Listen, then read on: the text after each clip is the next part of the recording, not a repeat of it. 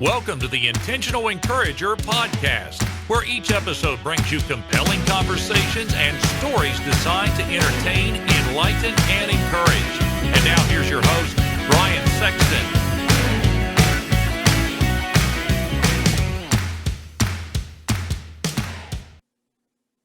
And welcome into the Intentional Encourager podcast. I'm your host, Brian Sexton. Thank you for joining us again today. And what an honor it is to have a United States military veteran on this podcast. His grandfather, Hershel Woody Williams, who you will see on an upcoming episode of the Intentional Encourager podcast, is the oldest living Congressional Medal of Honor recipient, awarded in 1946 for bravery on the battlefield in World War II.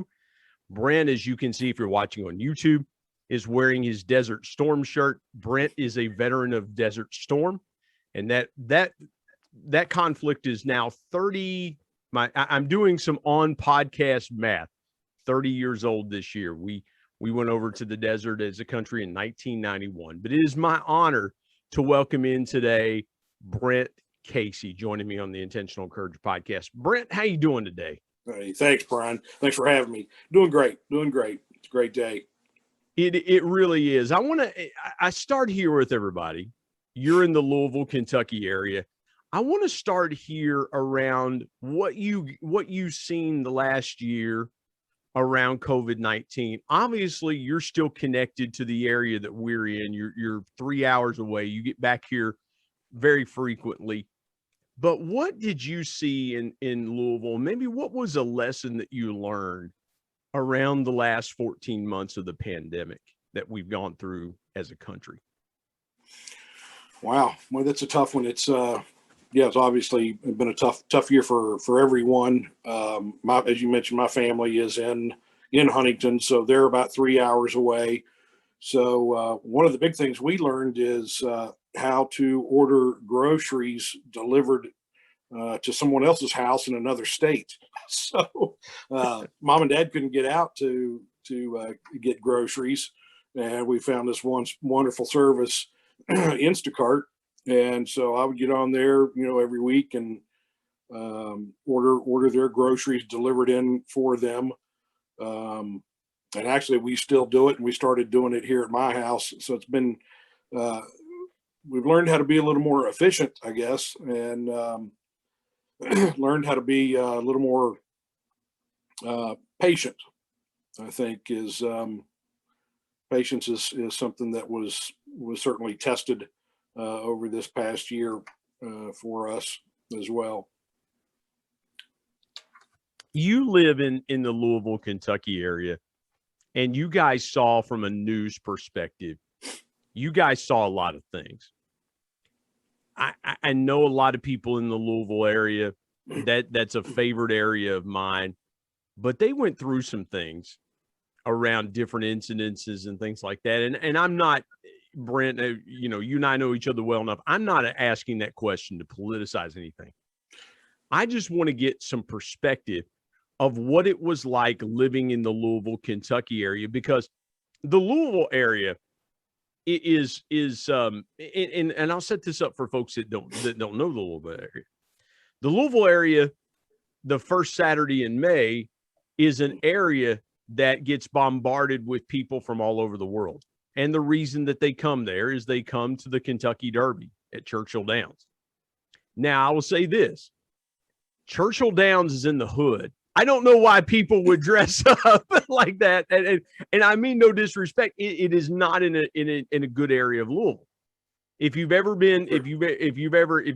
been to Louisville and you want to go see Churchill Downs, it's not in a great area. It's not in downtown Louisville. It's not. I mean, it's in the hood. I mean, and not trying to disparage anything. It's just not in it. It's in an older part of Louisville and things like that. So you guys are used to having, for the 2 weeks leading up to the Derby and then the Derby itself. You guys are used to the world descending on you.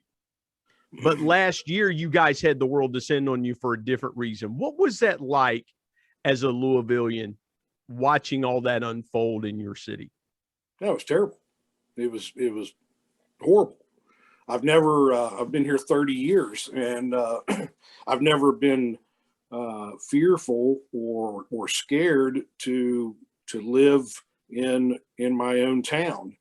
Yeah, what happened here, and it happened during the Derby too. The folks that came in and intimidated, intimidators came in and really disrupted what was even going to take place at the Derby. So, yeah, we had, having those issues on top of the COVID issues just was a double whammy. Like I said, I've never been scared to walk out of my own house until this past year, or watching my back when I'm getting gas at the gas station, and the carjackings here, and it's just stuff we never had to worry about before. The killings, the shootings, just up to today, this year in Louisville, just the shootings are, I think, in around 200. I don't know what the deaths are. They're not as high as 200, but it's just brought on a whole different atmosphere because of what happened here. Well, it's a shame. It really is, because Louisville is such a great area, because if you're coming in from where I live on I-64, when you get to about mile marker 20 on 64, you start to come into Louisville proper. And I used to work for a company. I worked for a couple of companies in Louisville, and I remember, a couple of times, the first few times that I would come from West Virginia back in the mid 90s, over to Louisville, I knew I was there because I would hit the Blankenbaker Road exit on I-64, and the dynamic of Louisville is the whole county. Jefferson County is Louisville Metro. That's what the area is known as, Louisville Metro. So when you go into Louisville Metro, when you could be, and you are about 10 to 12 miles from downtown Louisville, but once you hit Louisville Metro, you are in Louisville, and it's big and wide. And Brent, I just never saw anything like it. With the first few times that I traveled into Louisville, I was like, this is a little different. I'm 15 miles outside of downtown Louisville, and they tell me I'm in Louisville already. And then I drive another 5 or 10 miles, I'm still in Louisville Metro. So, I mean, it was pretty wild. But I got to ask you this, and you live in such a unique part of the country. What do you love about living in the Louisville, Kentucky area? I love the people. I mean, the people here are just as friendly as they are, or more so than anywhere else I've been in the country. I also like the fact that we've got some pretty good sports around here, and some pretty good sports rivalries. We have a great college program, football and basketball. The soccer is becoming big here. I'm not a big soccer fan myself, but Louisville City Soccer is becoming a big thing. The river running through downtown, sort of like Huntington, having a big river running through your city is always adds some charm, and some park areas down there, and different restaurants. And speaking of restaurants, the food here is probably one of my top 3 things. And we have more restaurants here than we do people. I'm telling you what, I didn't mean to interrupt you. I'm telling you what, yeah. It is, you would not believe the restaurant scene in Louisville, Kentucky. You go down there. There's one particular road, and I worked at a college that was on the front end of this road, a college that Brent and I are very familiar with, Sullivan University. You start on Bardstown Road, and you can go down this road, and it morphs into an area called the Highlands. And there are literally restaurants right next to each other, just little small restaurants that are just incredibly good places to eat. And it's got a nice you can walk from place to place. It's very eclectic. I'd never seen anything like it when I went down there in the late, the late 2000, late 2000s, into 2010, 2011. You're right. At one time, Brent, there was about 2,500 restaurants in the Louisville metro area. I believe it. And those of you, listen, you cannot go to Louisville, Kentucky and not have a hot brown. You've got to have a hot brown, and they're tremendously good. And of course, you mentioned the University of Louisville basketball program. You guys have a beautiful downtown arena called the Yum Center. It is tremendous. And then that's obviously the headquarters of Kentucky Fried Chicken. We'll get into your story a little bit later, but I want to ask you this. From an economic standpoint, or what you're seeing in the Louisville area, what does that area need economically to kind of lift itself a little bit? Because you guys have had, and again, I don't mean to be political, but facts are facts. The state of Kentucky has been locked down for the most part by Governor Andy Beshear, who has mandated a lot of these lockdowns, and it's affected people economically. What do you think can be done from an economic standpoint to kind of lift the city of Louisville? Because it's always been a vibrant, as you pointed out, a vibrant economic city. Well, the mayor's thinking, unfortunately, runs hand in hand with the governor's. And as far as I'm concerned, that's been a big problem, the lockdowns. The other thing, too, in this past year was, the city, the Yum Center was about the only thing that wasn't boarded up because you couldn't physically board it up. But once the riots and on all those things started happening last May, and buildings looted. There was a Kroger store down there that was completely emptied. They completely, there wasn't a thing left in it. And of course, the mayor and the governor said, well, a few people went in and took a few things. And it's just, it's just not the right attitude for things like that happening. But essentially, the whole downtown was boarded up. The whole downtown was completely hijacked for months. It's just now getting back to pulling the boards off of those buildings. Many of them aren't coming back.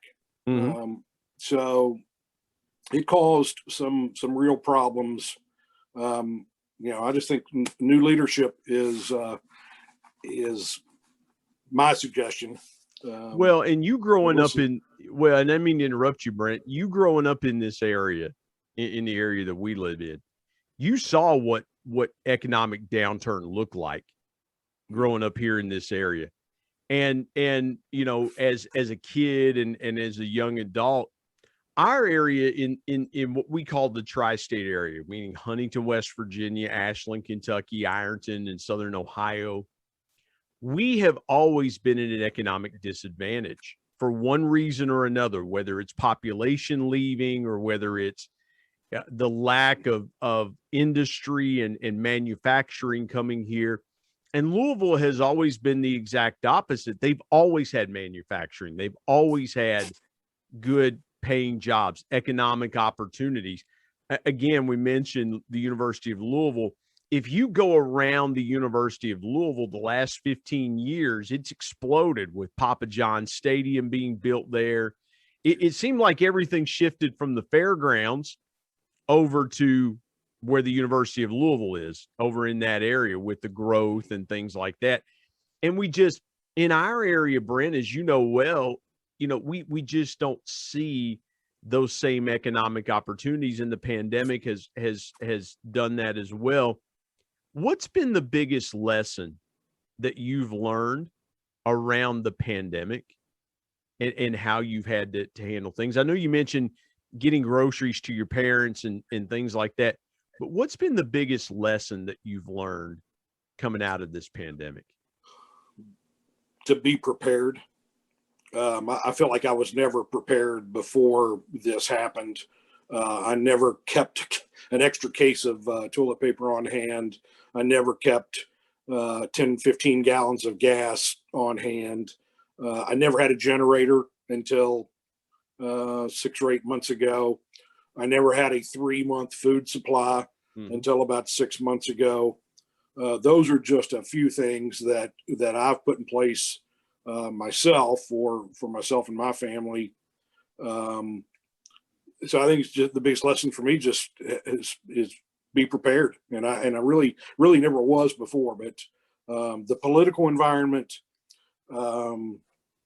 the social environment of our country and the turn there and the pandemic all just kind of led me to think, yeah, I'm not really prepared. So I am much more prepared now. Well, and I want to tease this a little bit because the conversation I had with your grandfathers, we're recording this. I had the distinct honor of being with Brent's grandfather yesterday for our first in-person interview on the Intentional Encourager podcast. And he wrapped up the conversation. And here's what I saw. Whether you agree with being vaccinated, whether you don't agree with being vaccinated, your grandfather looked into the same camera I'm looking into. And he talked about the importance of vaccination. And for me, that really resonated because we're talking about, and we'll talk more about the influence of your grandfather a little bit later in the conversation. But what really struck me, Brent, was he had talked about preparation in battle a time before that, and talking about his time in World War II and the preparation and things like that. And then when I said, Woody, give me your biggest piece of intentional encouragement, it took me a little bit, but he went straight to the preparation of, hey, folks, this is a battle that we're in right now with this coronavirus. And just as we had to be prepared before, we've got to be prepared now. And again, it struck me because I knew, Brent, that he put a lot of thought into it. He put a lot of, it wasn't just something like, I'm going to speak to this because, it's the right thing to say. Like some people do.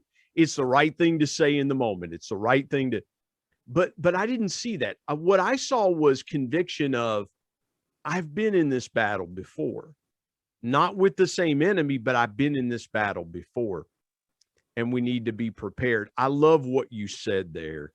And it just triggered that thought in my mind about the conversation I had with your grandfather. And so let's step aside and take a break. When we come back, I want to talk about Brent's work with veterans and his company, Valor Coins and Pins. This organization is doing some incredible work. And I want to talk about that. I want to talk about the genesis of that and what the work that they're doing.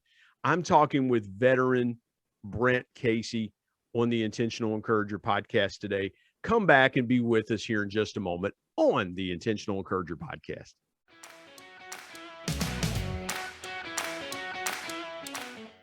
Hey everybody, Brian Sexton here. I want to tell you about our sponsor, SEO National. SEO stands for Search Engine Optimization. Now, what's that, you might say? Well, search engine optimization helps you show up higher on search engines in front of paying customers for words that you as a business owner can monetize. What a great concept. SEO National is owned by my good buddy Damon Burton, who's been a guest here on the Intentional Encourager podcast. Not only has Damon and his team worked with businesses of all sizes, from e-commerce startups to NBA teams and Shark Tank featured businesses, but more importantly, Damon and his team are about transparency, trust, and providing lifetime value. So much so that he still has his first customers after opening SEO National 14 years ago. Let me give you some intentional encouragement and call Damon and his team today at 855-736-6285 or go to www.seonational.com and get a free quote.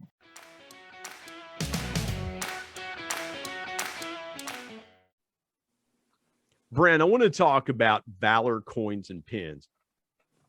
When we were putting this conversation together, you said, hey, Brian, shoot me an email to this. I had to look up the website. And it's amazing. And I just want to read for the audience that are listening to this. I want to read because this resonates with me. You get to the website, you get to the homepage, Valor. Valor. Let me do this real quick. I'm doing this on the fly. ValorPensandCoins.com is the website. And when you get there, you see this: as a service-disabled, veteran-owned and operated small business, we feel honored and privileged to have the opportunity to earn your business. I love that because, again, every entrepreneur, every small business in this country has been challenged through this pandemic in one way or another. The small and Brent, I don't think, and I'm not trying to go on a diatribe here, but I don't think we give small business enough credit as truly being the backbone of the American economy. Absolutely. And so I want to ask you, how did Valor come about, and what was the impetus for you to start your company and do the things that you guys are doing to honor United States veterans? Sure. Well, I've always been a huge fan of the challenge coin. The challenge coin history goes back decades, and there are different stories depending on which story you read about how challenge coins started. But I've always been a huge fan. I've always been a collector of challenge coins. I've always been fascinated that that individuals from the president to the governor to a 4-star general to a buck sergeant in the Army has a challenge coin, and seeing them presented. And let me jump in here. Can you define for the audience, because I'm not sure I know what a challenge coin is. Can you define, or will you define what a challenge coin is? Yeah, a challenge coin is it's a not always a round coin. I've got a display here above me, and they're not all round. Some of them are shaped. I just did a coin in the shape of a Huey helicopter for a Vietnam war veteran who was a helicopter pilot in Vietnam. So the coin is actually in the shape of a UH-1 Huey helicopter, but it's a coin that identifies a person or an effort or a cause or an organization. We just did, we've done coins for Northrop Grumman, Lockheed Martin, PNC Bank, and some big companies, and they use those for different reasons. UPS, I do most all of UPS's coins here in Louisville, and they use them for different things. For achievement, they're presented for as an award for a year of safe driving, or a pilot makes chief. He gets a pilot chief challenge coin. But it's sort of a business card. Maybe that's the best way to explain it. Is it's an individual business card. It's about the cost of a cup of coffee, but it's something significant. It's brass or zinc. It's a heavy metal coin, and when you put that in someone's hand, it is significant. It's more significant than a business card. A lot of business cards went in file 13. Yeah. But most people, I've never known anyone that would throw away a challenge coin. And to me, that's why they're a little more special, a little more expensive than a business card. But for the price of a cup of coffee, if you're trying to make an impression on someone, and you present them one of your challenge coins, you can have your phone number on it, your website, your rank in the military on one side, and then maybe the cause that you support on the other side. We do a lot of coins like that for military nonprofits, VFWs, American Legions. I mean, you name it. There's from the president, the mayor, a lot of political. I've done state representatives. Just made all of the lapel pins for all of the House of Representatives in the state of Ohio. I just made all their challenge coins for the Ohio State House. Wow. So it's fun. I get a chance to use my artistic side of the brain and and help them design something, and something special. I enjoy doing it. Have you had a challenge coin that when you were striking the coin, you got emotional striking that coin? Is there one that comes to mind that really just that'll be one you never forget? Designing them, certainly, yeah. There's some emotion that goes into all of them, but some of them have a whole lot of emotion. I've done a lot of coins for Gold Star families. I was on the phone yesterday, a fellow in Kansas, and I minted and made his challenge coins for his son, and we put his picture of his son on the challenge coins. And I've done a number of those for Gold Star families, Gold Star mothers who lost their son, Gold Star wives who lost their husbands. Those are the emotional ones for sure, no doubt. Did you ever think that would become your life's work? Because a lot of people will fall into a business. They'll say, well, like I used to work with guys in sales that started out to be school teachers, and they were like, well, I just, I needed a job. I went to work in sales, and, lo and behold, that's where I ended up. Did you ever think that striking coins, Brent, would become your life's work? No, never dreamed. And I did kind of fall into it, to be honest with you. My brother and I, about 2013, decided to start a nonprofit and became co-founders of what is now the Woody Williams Foundation. And so we started that foundation. Woody had a personal challenge coin, so we decided we wanted to do foundation challenge coins. So we were going through a third party to make those challenge coins for Woody and for the foundation. And then the lapel pin, which is in the shape of the Gold Star family's memorial monument that he designed. He probably had one on his coat yesterday, knowing Woody. He likes lapel pins. But those lapel pins we were making by the thousands. I mean, we were handing those out literally by the thousands.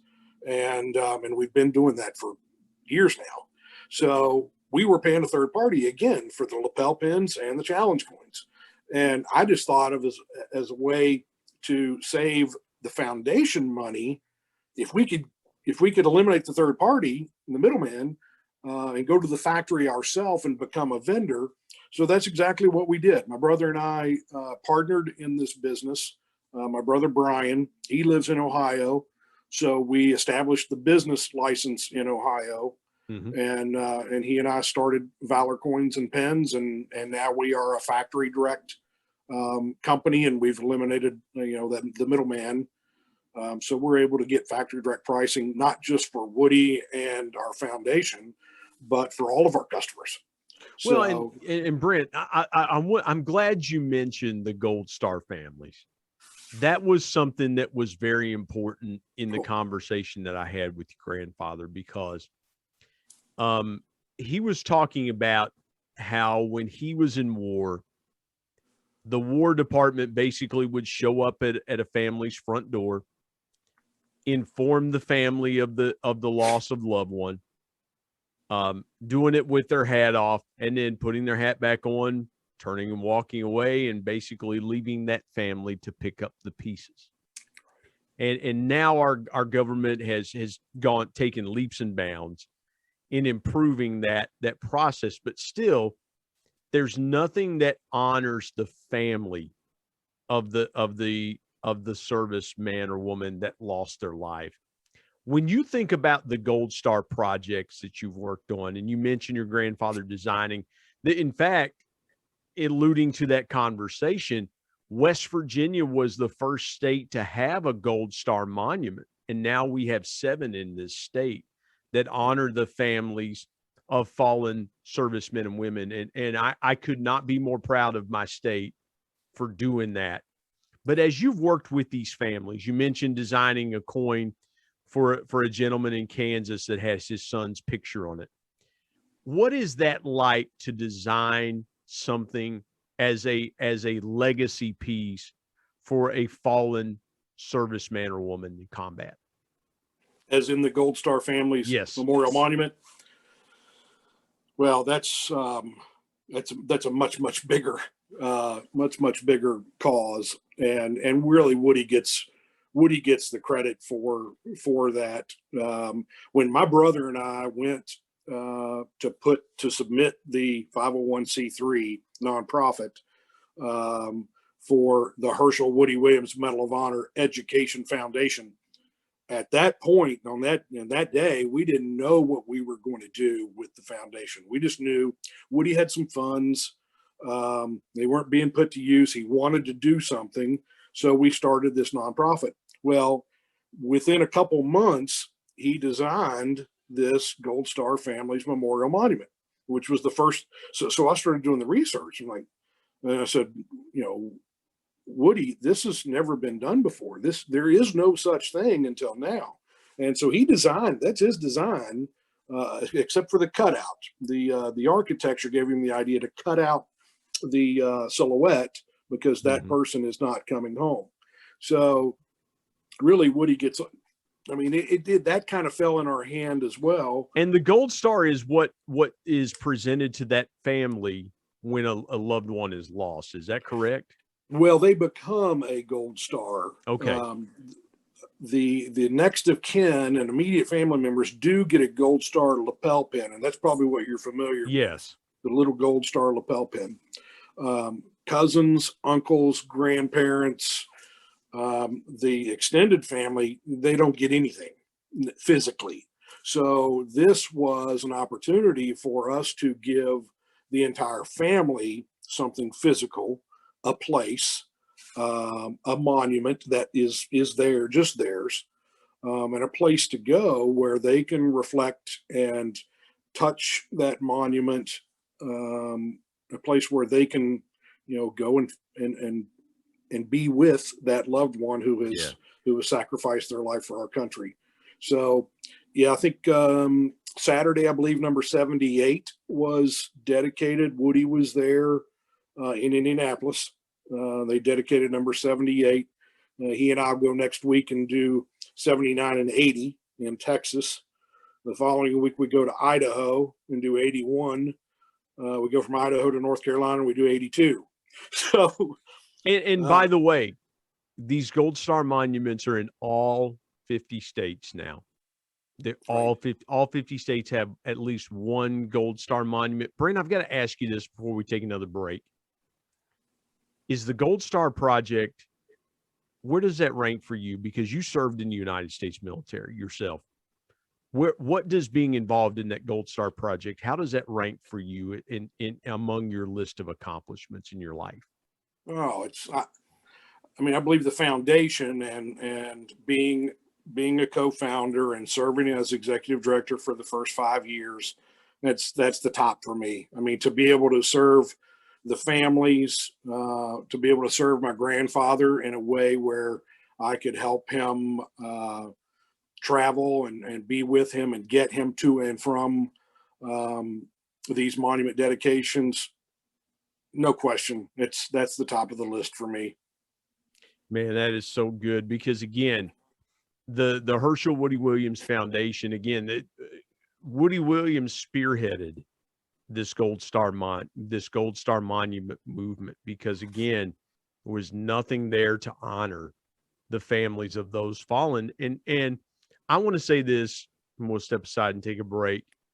If you're listening today and you have served our country in the United States military, whatever branch of military you served, Army, Navy, Air Force, Marines, Coast Guard, National Guard and Reserves, however you served our country, our thanks from the Intentional Encourager podcast, our deepest gratitude and our thank you. And it's not enough to say thank you for your service to this great country. We'll step aside, take a break. We're going to tell Brent's incredible story when we come back here on the Intentional Encourager podcast.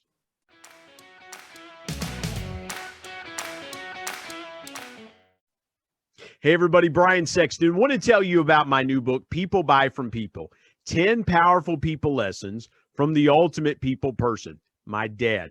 My dad was one of the greatest connectors that I ever knew.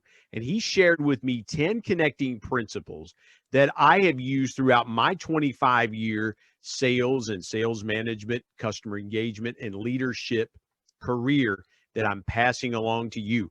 If you want to be a stronger, deeper, and more powerful connector, you've got to pick up a copy of People Buy From People.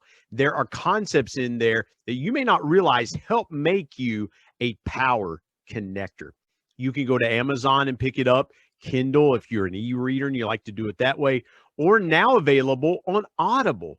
And there's one other way you can get a copy of People Buy From People. You can get one from me and I'll sign it for you. You go to intentionalmediaandpublishing@gmail.com and send me an email, and I'll share with you the link on how you can get a signed copy. You can buy a signed copy directly from me. Again, People Buy From People. If you want to connect like never before, pick up your copy today of People Buy From People. And now let's get back to more great conversation here on the Intentional Encourager podcast.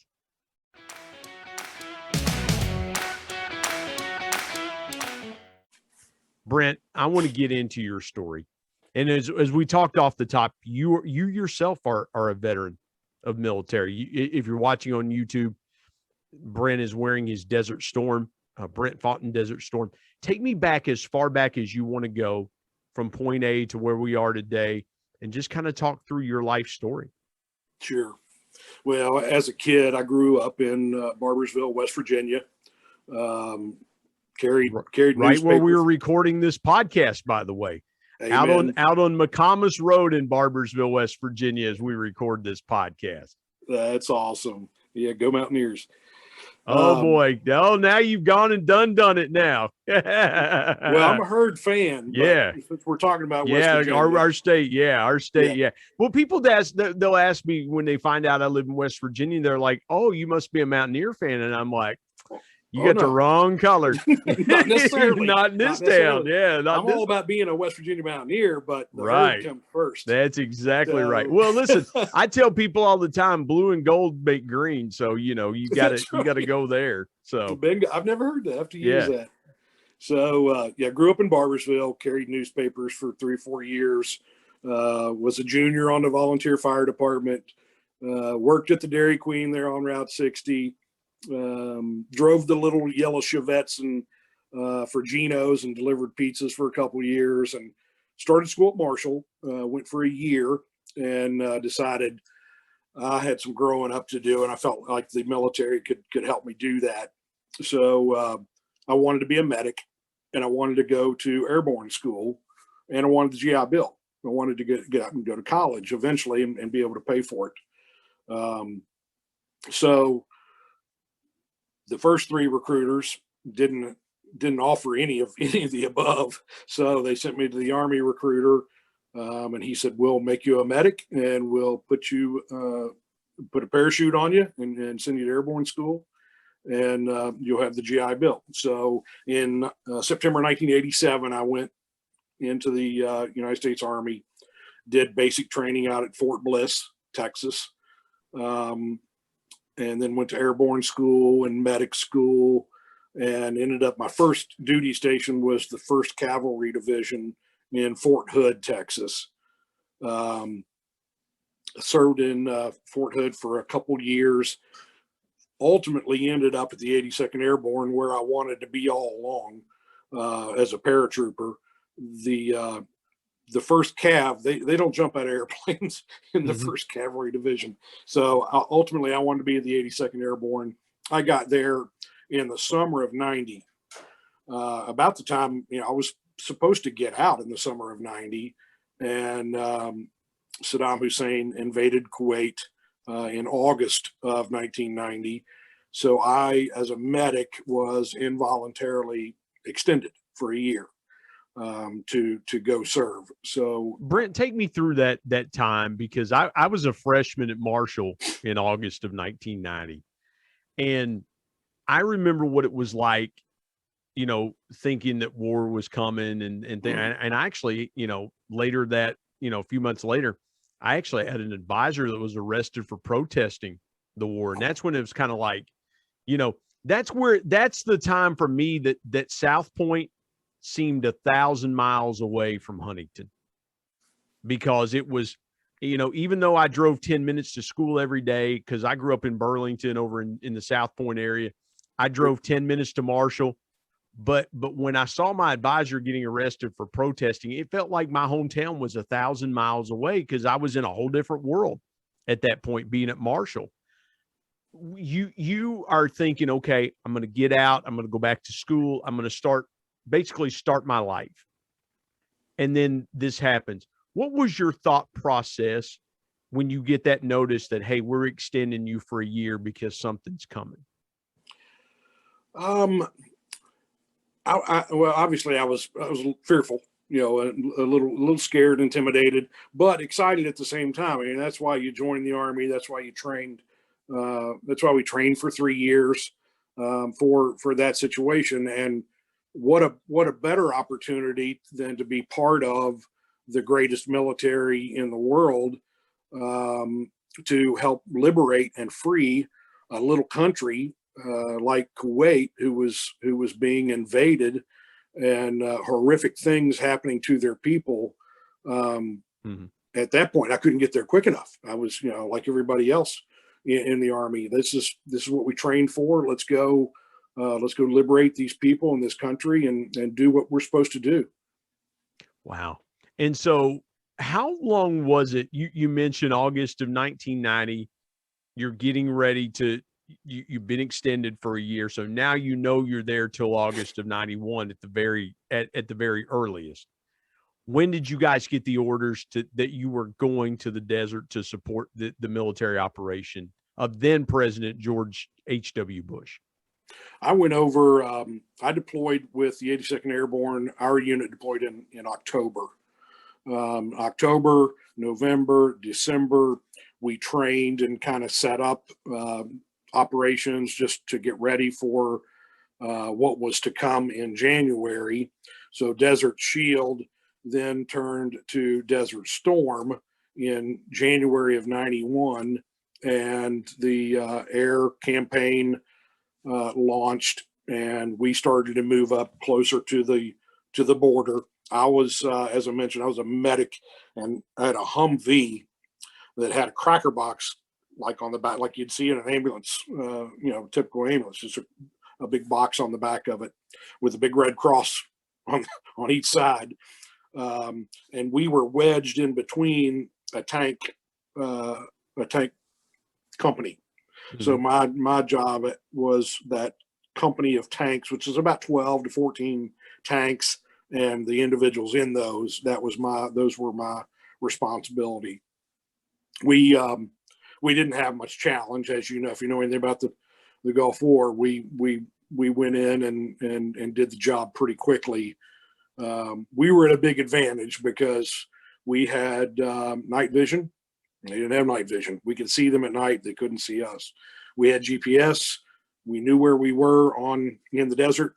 They didn't have GPS. So maybe they knew, maybe they didn't, but we certainly knew where we were, and we could see them. And that's the reason things moved so quickly, not only the air campaign, but the ground war as well. We just had such an advantage, so many advantages, coming in, that most of them, by the time we got to them, if their tanks weren't already hit and on fire, they were waving anything white that they could find in the air to surrender. You talked earlier about the value of preparation. When you are in a military, when you're in a military conflict like you were in with Desert Storm, you just mentioned the United States military had night vision goggles. The enemy did not. The United States military had GPS. The enemy did not. All these advantages, that preparation, is that where you really first learned the value of preparation, was being involved in that military operation? Well, certainly part of it, if not specifically about those things, it was about being prepared in any way possible, personally, both mentally and physically, with what I needed, a gas mask, a weapon, those sorts of things. As far as the GPS and the night vision, honestly, I knew we had it, but I didn't know they didn't until after. It was several years after the war before I learned that. But being prepared in general, yeah, absolutely. That's where if you don't get anywhere else, you go to the military, you're gonna learn how to be prepared. I got to ask Brent. I got to ask one more question around that. What was a moment, if you don't care to share one? Is there a particular moment from your time in the desert that sticks out to you? That you will be like, this one thing I will never forget as long as I live. Absolutely, yeah. It's burnt. It's burnt in my memory. I can't get rid of it, unfortunately. When we spent 3 or 4 days getting through the Republican Guard, and our final destination where we ended up was what they call the Highway of Death. If you know anything about the Gulf War, the Highway of Death was the highway between Baghdad and Kuwait City. Well, that highway was, it's basically a 60-mile highway. So you imagine 60 miles between Huntington and Charleston, 3 lanes going one direction, just bumper to bumper to bumper. Automobiles, every kind of automobile, tractor trailers, tanks, everything that they had that was on the way to Kuwait was just destroyed and burnt in place.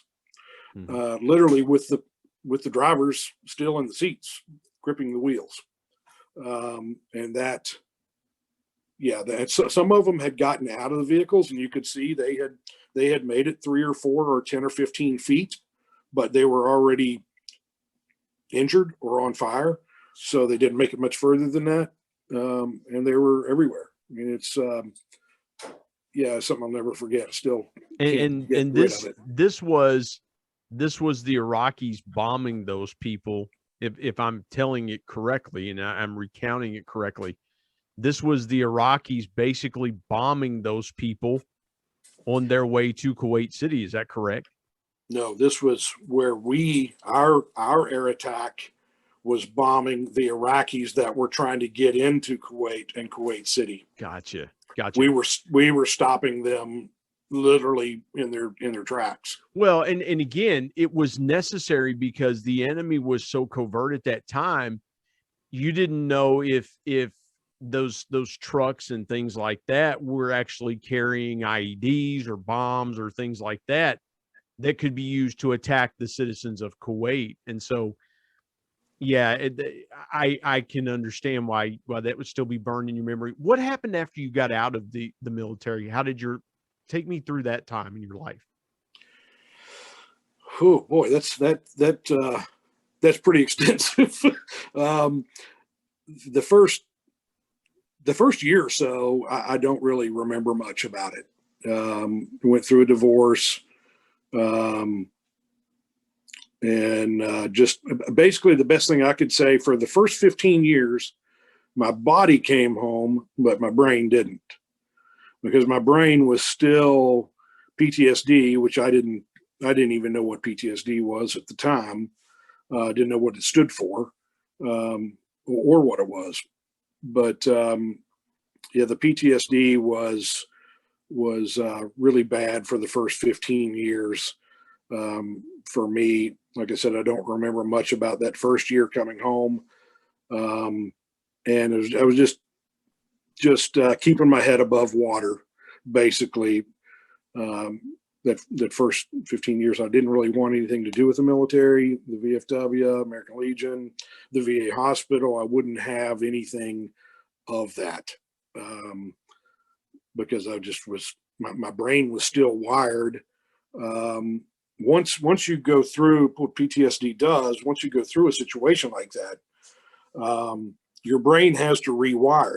That's not normal. Yeah. So your brain physically rewires. Well, when you come back home, when you get off the plane and you come back to McComas Road or Louisville, Kentucky, your brain just doesn't go rewire itself. back the way it was. That's the best way I can explain it. And so it took me about 15 years to figure that out. Wow. Before I finally got my head above water and figured out a better way. I went to the VA. My grandfather, as you mentioned, Woody, was an integral part in picking me up off the ground and saying, we've got to get you some help, and you've got to accept it. I just never would accept it. There was plenty of help there, but I just never would accept it. There's two things that strike me ironically about what you just said and about the influence of your grandfather, Woody Williams. One, when Woody tells his story of how he was awarded the Congressional Medal of Honor, it was for basically eradicating the enemy. And he tells that story so well. And again, please take a listen to that interview. He talks about eradicating the enemy using his flamethrower and doing what needed to be done. And the irony is you were talking about not going to the VA. Of course, now the VA hospital that we have in this area is named the Hershel Woody Williams Veterans Administration Medical Center. And so I got to ask you this. What was the greatest thing that your grandfather did to help you? Because again, you guys had similar situations. You saw horrific things. He saw horrific things. How was he able to really help you dial into what you were thinking and feeling? Well, I credit the VA for saving my life, but had it not been for Woody, I would have never gotten to the VA. So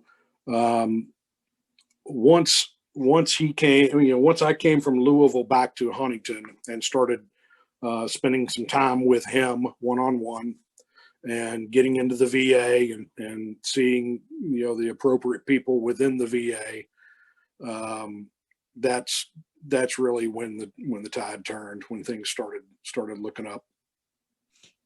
How I've got to go here for just a second. Forgive me for extending this a little bit, but I've got to pull a little more conversation out. And we have had Marine Corps veterans. One of the conversations here on the Intentional Encourager podcast you can go back and listen to is with Pasha Palanker. He actually stepped on an IED in Iraqi freedom. All his limbs were intact, but didn't realize he had a traumatic brain injury. And again, it's very similar to what you were talking about of having PTSD, but not realizing that you had PTSD. What was that moment like for you, Brent, when you basically said, enough is enough? I have got to do something because I don't want to continue living my life this way. Because again, you were fortunate. You had someone there in your corner. There are so many veterans that deal with PTSD every day that aren't as fortunate. So many veterans end up committing suicide, taking their own life because they aren't able to cope with it and deal with it. And that was Pasha's situation. He talked about, I was getting to that point and needed to check myself into Walter Reed to get some help. Like you had to reach out to your grandfather and get the help from the VA. What was that? Do you remember that moment, that seminal moment when you were like, I can't do this anymore? Oh yeah. Well, yeah. I didn't have any choice at the end point. I had nowhere to live. I had no job. I had no car. I had nowhere else to go. The drugs and alcohol had taken me all the way to the bottom, the very bottom. And once you don't have anywhere to live and you don't have a car to even live in, or a job, or family, I didn't have any. That's the only place I could turn was. And thank God I did have my family, and thank God they were willing to help me get me back to West Virginia. Once I did get to the VA, I remember the very first time I went, the doctor came in and said, you flagged at 19 out of 19 on your PTSD questionnaire. And I looked at him and I said, what is PTSD? I didn't even know what it was. And he said, don't worry about that right now. You're in a good place. We've got all the resources here for you, and we're going to get you back on track. And from that point, about a month later, I went to a residential, 6-week residential PTSD rehabilitation program within the VA. That was a huge game changer, because then I'm with 12 or 15 other guys who were going through the same thing, who had been down the same road. And now I'm realizing I'm not the only one. So that was a big turning point for me as well. Well, and here's the thing: we romanticize as a society. We've romanticized in movies and things like that, Brent, war stories. Oh, we were just swapping war stories, and you see guys down at the VFW swapping war stories and things like that. We've kind of romanticized that. But you're in a room with guys who those stories are not romanticized at all. You guys are just trying to get through the next, get to lunch and then get to dinner because of what you've gone through and things like that. When you talk about the power of commonality with those other guys, what was the biggest takeaway that you learned from that time? Because you just mentioned, you said, I wasn't alone. And I have to think from that statement, you felt like that you were alone, that you didn't know people around you that had gone through the same thing. What did you take away from those guys that you were with in that residential facility, and realizing for better or worse, and not to say it this way, but you found brothers that you probably didn't know you had that had gone through the same thing you'd gone through. Yeah, exactly. I mean, that was the biggest thing, was finally realizing that that I had PTSD, accepting that many other people do too, and then they are able to cope with it in a healthy way. I'd been coping with it, but I'd been coping with it in my own way, and all of those ways were extremely unhealthy. So I'm just lucky I lived through it, to be honest with you. There were several friends who were in the same gutter I was, who aren't with us today. So yeah, just learning about PTSD is basically an education. It's a 6-week education about post-traumatic stress.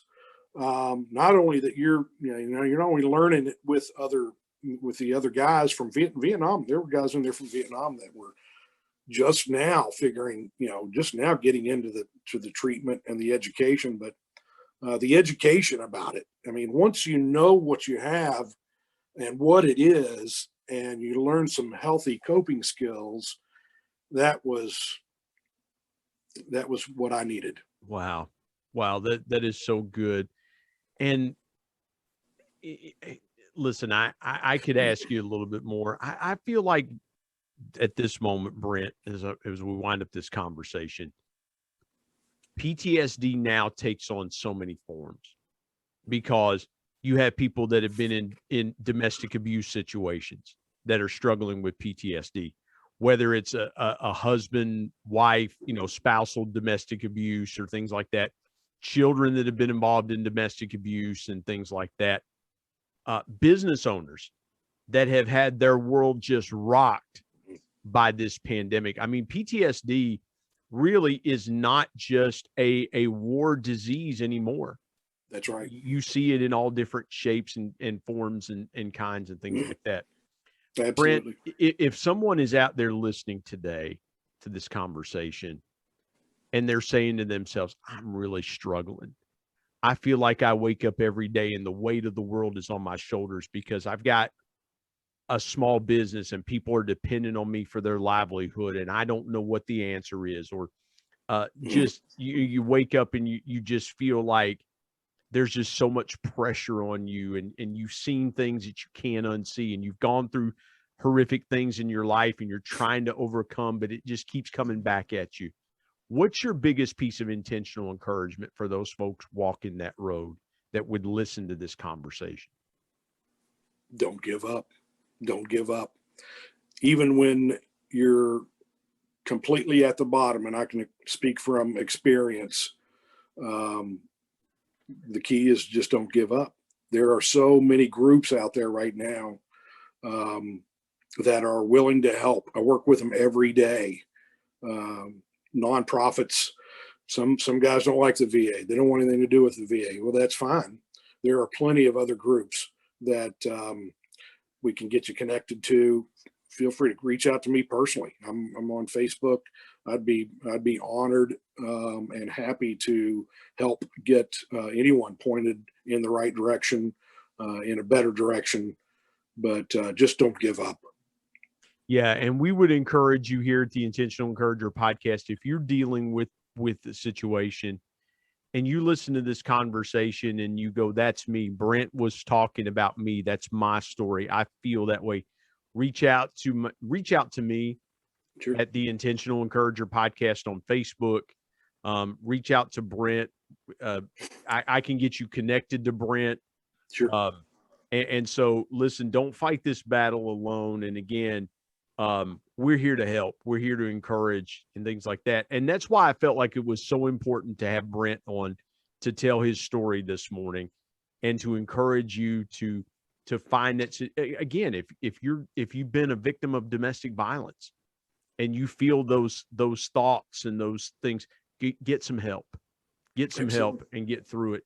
Brent, tell folks where they can connect with you. We mentioned Valor Coins and Pins, but tell folks where they can connect with you. And again, if you want to, totally unsolicited, Brent didn't ask me to do this, but if you have something, if you want to honor people in your company, if you want to honor a veteran in your family, a legacy piece that you can give to grandchildren and things like that, that honors a member of the United States military that was in your family, I would highly encourage you to get with Brent and the folks at Valor Coins and Pins, VALOR Coins and Pins. Brent, tell people where they can connect with you as well.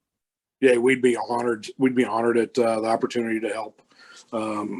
Just as Brian mentioned, my email is brent@valorcoinsandpins.com. brent@valorcoinsandpins.com.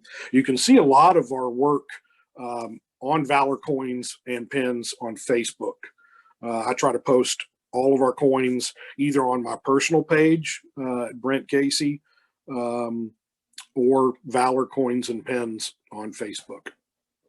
Man, that is so good. Brent, what an honor to have you a part of the Intentional Encourager podcast. And again, my sincere gratitude and thanks to you for your service, and to all the men and women that are listening to this podcast that serve the United States of America. And we know that there are other countries that listen, people around the world that listen to this podcast. If you have served your country's military in any way, shape, or form, thank you for your service. Not only do we honor veterans here in our country, but you have served, those of you in other countries that have served your militaries, you keep your country free and safe as well. And so we thank you for your service. But Brent, I want to thank you for your time today, being with me on the Intentional Encourager podcast. Thanks, Brian. Appreciate you, brother. Yes, sir.